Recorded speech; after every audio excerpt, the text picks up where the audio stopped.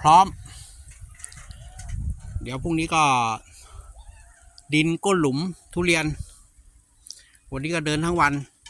แต่ที่มันช้าเพราะว่าน้ำครั้งแรกมันไม่พอไงเราก็ใช้สเมิร์กตัวแรงอีกตัวนึงเลยน้ำถึงพอนี่สบายๆไม่ต้องถือสัญญาณฉีดพอตรงนี้ได้ที่แล้วก็ปิดวาล์วตัวนี้มันส่งไปนู่น